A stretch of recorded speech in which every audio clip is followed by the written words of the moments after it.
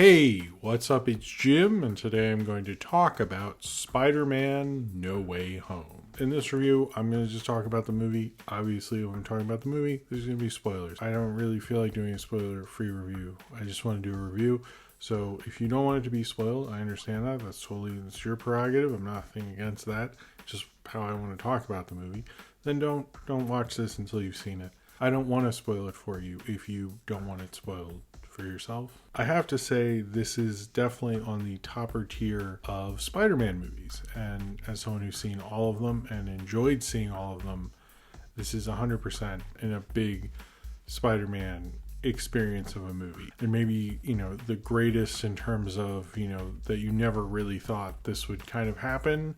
I felt that way when I saw the first 2002 Spider-Man movie, and it's amazing that we're getting to see that with a Spider-Man movie again.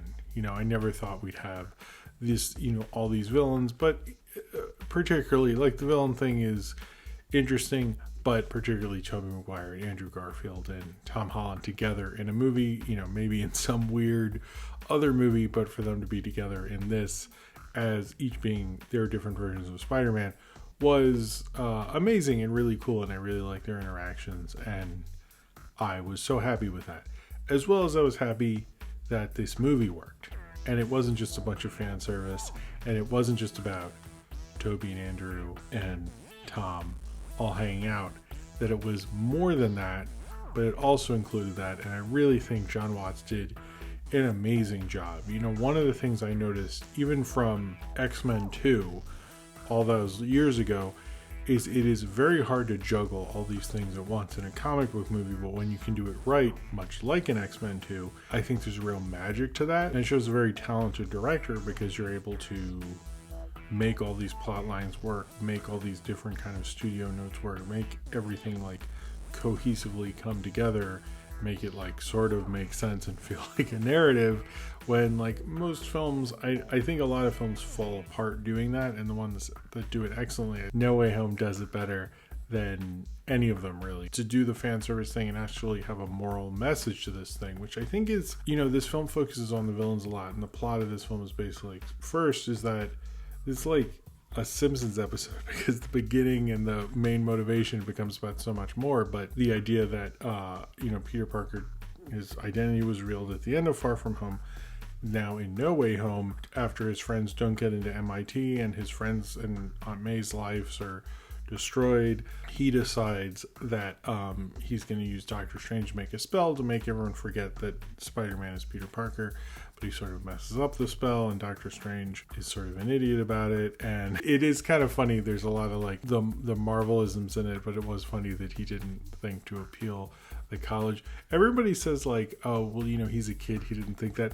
No, see, here's the thing about that I thought was that everyone gets rejected from a college if you're applying for lots of colleges and so forth, but the fact that Doctor Strange was clearly a very privileged surgeon guy, of course in his mind you can call any college and argue your way into it, which is not something you can really do. You could beg to get on a wait list, but that's as far as I thought that was an interesting little tidbit. I was oh, okay, man, I don't know who that gets as far as you could argue about the certain situation, but it was a rich guy kind of coming out there. But anyway, yeah, he does the spell, and then it starts calling people who know Spider-Man is Peter Parker, and that brings out all the villains from the previous movies or from alternate dimensions or multiverse and so forth. It starts with Doc Ock, then Green Goblin. We also get Electro and the Lizard from the Andrew Garfield ones, and Sandman's there because they don't want to call Topher, I guess. So they're all there, and Spider-Man captures them, or Tom Holland Spider-Man. He finds out that when he sends most of them back, except for Sandman, that they will all be killed by the hand of Spider-Man, which rightfully so. If he had learned what all of them did for Spider-Man in those other movies to do that, maybe he'd feel differently. They never explain that part. But I will say this is an interesting idea, is that Spider-Man and Zendaya, or Mary Jane, or MJ, sorry, and his buddy Ned, I think, decide that they can cure them and rehabilitate them and hopefully make them not evil anymore. and show them kind of the errors of their ways, or try rehabilitation. Could that work instead of just killing all these guys who he had just met, except for Sandman, who doesn't die. He's just Sandman, and that's probably sucks. I don't know. They really could have not had Sandman. I like that they're like, no, but remember Spider-Man 3, like, I guess, guys. And they don't have Toby do the dance. Like, we gotta remember Sandman and not the dance. And no Bruce Campbell. That was the most disappointing thing, really. No Bruce Campbell. But yeah, he tries to rehabilitate them, and obviously that doesn't go well, and even kills Aunt May. And I think that part was pretty shocking to most people. And then he eventually gets all the Spider-Men together and so forth. But basically the rehabilitation plotline I thought was really interesting. Morally, it shows the complications of Spider-Man as a character. I don't think this is a perfect franchise. None of the Spider-Man franchises or series have had a perfect run. Some more imperfect than others. But I liked Homecoming a lot. I thought that showed the complications of being a teenage Spider-Man. Far From Home, I didn't like at all. That was like lower tier to me. Maybe I was nice to you in my review, but I don't really have pleasant memories of it. And then No Way Home, I think, gets more of that idea that he is smart enough to realize, like, these people will die. His Aunt May is like, you can't just, this guy's mentally ill about the Green Goblin, and that he should consider trying to rehabilitate him. And that's like deeply more complex than I think a lot of them are like villain bad, let's kill villain. Now, I would also agree a lot of these people are in situations where, like, well, this guy's like killing people and he's out of control and the cops won't do anything. And I sort of like, they make it a little more understandable. It's a little more complex than that. But I do like that thought in these films, and the idea that he's trying to do something heroic that's thoughtful and not just like fighting them, I think makes this film like way deeper than I thought it would be. And the fact that fails, like that he's going to do something heroic that's morally, the right thing to do, and that fails, is very much Spider-Man. That's very much how the Spider-Man mythos worked. That's what is great about that character, but it's also the flaw of that character, and how when Aunt May dies, which was, I think, the other big shock of this movie. Like, I didn't expect Aunt May to die.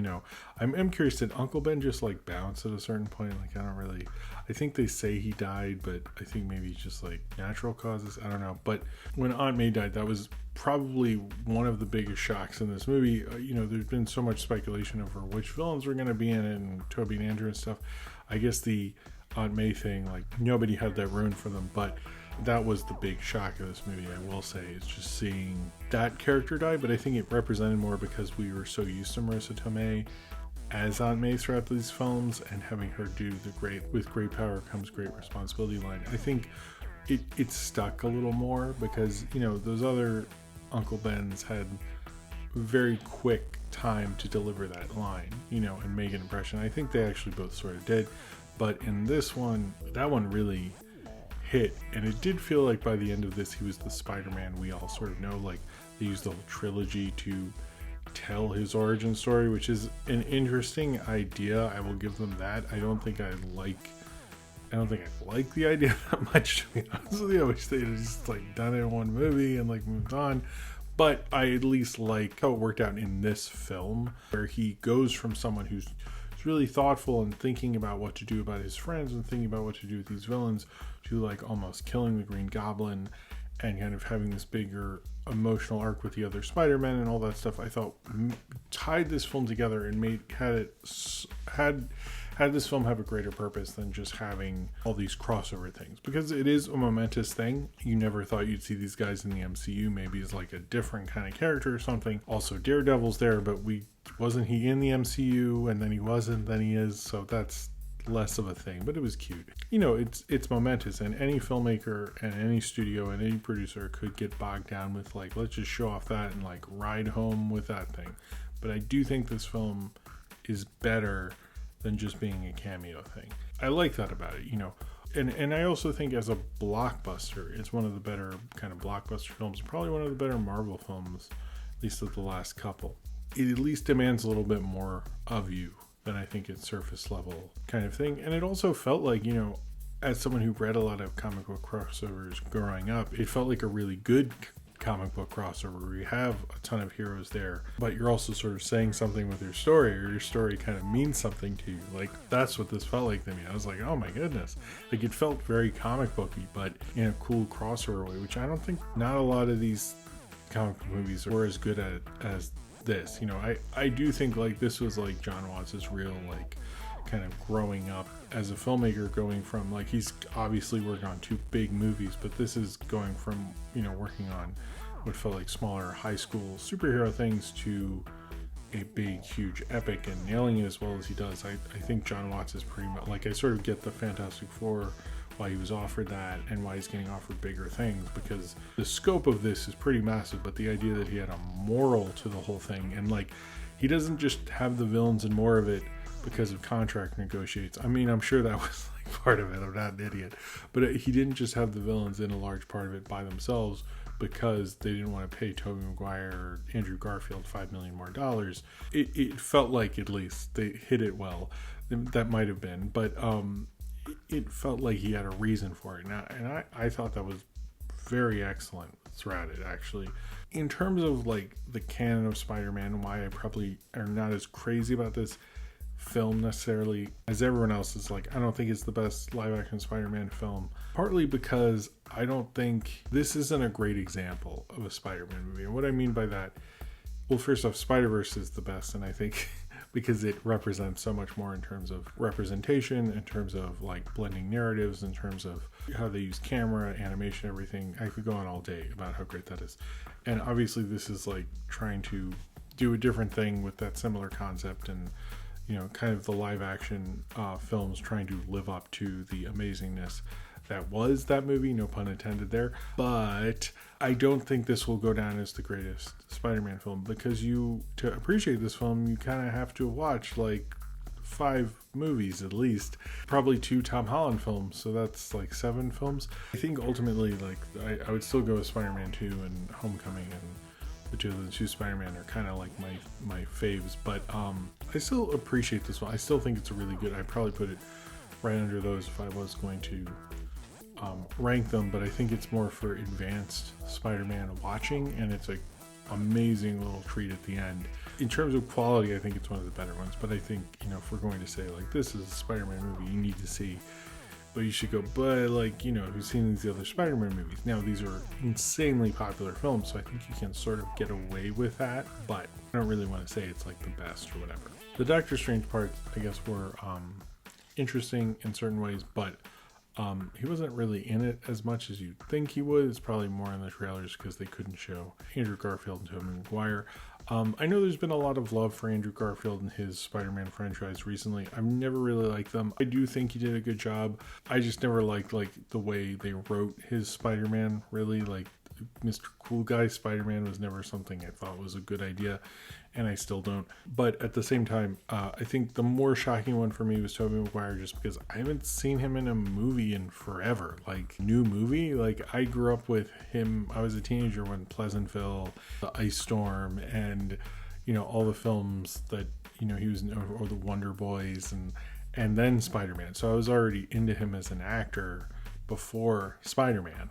And like, I enjoy him as an actor. It was cool like seeing him again. So I think I sort of gravitated more towards Toby Mcguire, not just because I like those movies more, just because I like him. It was cool seeing him, and seeing him like aged. I thought that was actually really cool of him, because I think a lot of guys like his age wouldn't go, like, he looked like in his 40s, and he is, and it's like, oh cool. Like, that was kind of neat. I also like kind of seeing where each of the Spider-Man sort of were in their lives. You get more about Andrew Garfield, really, but the only part was like, no, you're amazing, to Andrew Garfield was like a little cheesy, but I do know Toby Mcguire was very supportive of Andrew Garfield at the time, so it's not actually too surprising, but their banter back and forth was like absolutely perfect between those two, as well as like when the 3 of them were together. I thought they had a lot of fun, and it was fun to watch, and, you know, I'm still thinking about this scene. I really do like this film. I don't want to say it's the best one, and I think, you know, that's what happens with the overhype, but I think people are very excited, and through a pandemic, seeing a movie like this that brings us all together is sort of an amazing thing right now, and I think we should filter it through that everyone's uber excitement because there hasn't been something like that since Endgame, maybe Rise of Skywalker without the crushing disappointment. It's been a couple years, and that wasn't supposed to be the way this was, and it's been a hard couple years. And so seeing this and having this pulled off, which I think that's the other thing. It's not just that they got the Spider-Mans together. It's not that they just got the villains together. And Alfred Molina is great, and Willem Dafoe is still great, and I like the scientist. They did a lot of cheesy plugs and stuff, but they're all fun. I did like that they try to acknowledge that clearly Jamie Foxx was I don't want to be dorky Electro. He wants to be Jamie Foxx. I was good for you, Jamie Foxx, for figuring. I noticed a few of them had different looks, but I appreciated Jamie Foxx's change, and they tried to acknowledge it and just move on from it immediately. It's a fun movie, but yeah, I do think a lot of this is we just culturally haven't gotten to be around a movie and it be as good as pulled off. I think Wonder Woman 1984, it didn't work out for, or Soul Last Christmas and stuff. And it feels like this Christmas we're actually having some big movies that are good, which is nice. This movie sort of feels like a miracle because it feels like it should fall under its own weight, and it doesn't. Pretty great. I really found that to be wonderful that we're talking about the morals of Spider-Man leaving a huge Spider-Man movie, particularly after the last one, which it almost feels like they're sort of making up for Far From Home with No Way Home. But this was everything sort of I wanted and more, and it was good. And I think the more I stick with it and read about it, the more I'm appreciating everything it did. And to have extra surprises you didn't see coming, everything, you get a real full movie experience from a big blockbuster. Holy crap, that's just amazing. So I feel bad saying amazing. I should say that's just spectacular, or that's just web of, or something. It's a movie that's supposed to leave you just happy just seeing everyone together, and kind of leaves you with bigger quandaries than probably you're really thinking it leaves you with, and at least trying to challenge those ideas a little bit more than it probably even needs to, but sort of makes you think about it anyway. It kind of reminds you what makes a great Spider-Man story while reminding you of all the Spider-Man stories you've seen before. So if you've seen Spider-Man No Way Home and you would like to talk about it, then comment below in the comments and subscribe if you would like to.